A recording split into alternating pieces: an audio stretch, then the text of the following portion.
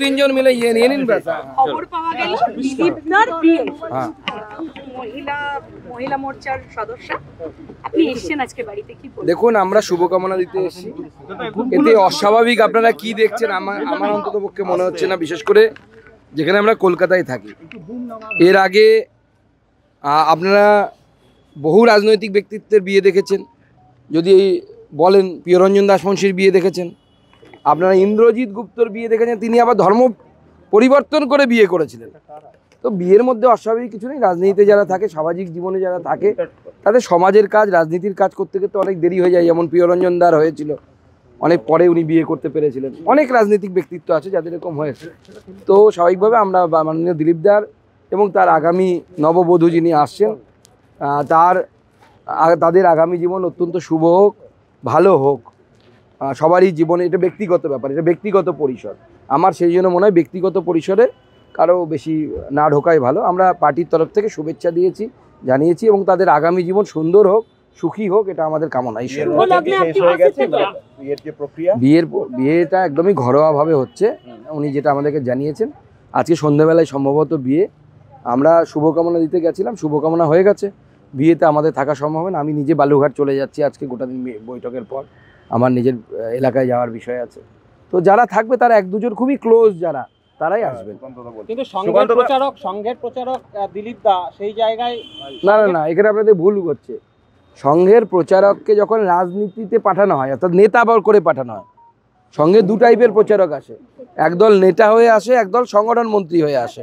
সংগঠন মন্ত্রী হয়ে যারা আসেন তারা প্রচারক থাকেন, কিন্তু নেতা হিসেবে যাদেরকে পাঠানো হয়, অর্থাৎ সভাপতি, জেনারেল সেক্রেটারি, এই সমস্ত পদে যারা থাকে, জেনারেল সেক্রেটারি অর্গানাইজেশন, তারা কিন্তু প্রচারক থাকেন না। প্রচারক থেকে তাদেরকে নিবৃত্তি দেওয়া হয়। উদাহরণস্বরূপ অটল বিহারী বাজপেয়ী এবং লালকৃষ্ণ আডবাণীর উদাহরণটা আমি বিশেষ করে রাখবো, কারণ উনি বিবাহিত ছিলেন, সেই জন্য।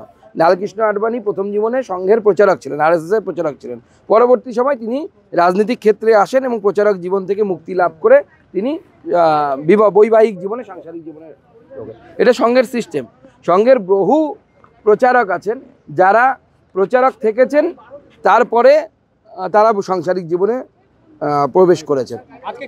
উদাহরণস্বরূপ আমার এপিএস অজয় সরকার, সেও সংঘের প্রচারক ছিলেন এক সময়, পরবর্তীকালে পারিবারিক জীবনে প্রবেশ করেছেন। আমরা সবাই এসেছিলাম, সবাই পার্টির যারা বড়, সুনীল বনসাল থেকে শুরু করে, মঙ্গল পাণ্ডেজি থেকে শুরু করে, অমিতাভ চক্রবর্তী, সতীশ ধন, অমিত মালব্য আসতেন, উনি রাস্তায় দেরি হয়ে গেছে, উনি পৌঁছতে পারেননি। এরকম যত আমরা নেতৃত্ব, আমি, জ্যোতির্ময় সিং মাহাতো, লকেট চ্যাটার্জি, সবাই আমরা যারা নেতৃত্ব, আমরা এসে সবার নামই বললাম, কেউ মিস করিনি। আসলে 26 লোকসভা ভোটে দিলীপ ঘোষের পরাজয়, তার পরের বছরই এই সিদ্ধান্ত, স্বাভাবিকভাবেই রাজনৈতিক মহলে একটা জল্পনা উঠছে, তবে কি তাহলে সাংসারিক জীবনে চলে যাবেন, রাজনীতি থেকে অবসর নেবেন? দেখুন, এটা তো দিলীপদার ব্যক্তিগত সিদ্ধান্তের উপর নির্ভর করবে। আমার বিশ্বাস দিলীপদা যেভাবে কন্ট্রিবিউট করেছেন বাংলার রাজনীতিতে, আগামী দিনেও উনি আশা করি সেইভাবে কন্ট্রিবিউট করবেন। সুকান্তদা, বিয়ের ব্যাপারে আপনি সিনিয়র, দিলীপদাকে কি বলেলেন বলুন তো? না, দেখুন, দিলীপদা আমাদের সকলের শ্রদ্ধেয় এবং সিনিয়র। স্বাভাবিকভাবে এই বিষয়ে আমার কথা বলা সাজে না। উনি আমাদের শ্রদ্ধেয়। ওনার মাকে আমরা প্রণাম করে শুভকামনা জানালাম। ওনার মা খুব খুশি। ওনার মা আপনারা শুনেছেন নিশ্চয়ই, মায়ের জন্যই প্রায় বিয়েটা করা আর কি। তো স্বাভাবিকভাবে মাকে দেখার লোক চাই, মা এখানে এসে আছেন। উনিও খুব চিন্তায় ছিলেন যে আমার নারুকে কে দেখবে। বর্তমান প্রাক্তনকে কি উপহার দিলেন? আমি মিষ্টি, ফুল, ধুতি, শাড়ি এগুলো দিয়েছি। বিয়েতে যা দিতে হয় আর কি। এগুলো আমি বলতে পারবো না, এগুলো ব্যক্তিগত। আইনি মতেই বিয়েটা হবে আজকে, তাই? আইনি মতে এবং বৈদিক মতে দুটোই হবে। Thank you. ধন্যবাদ।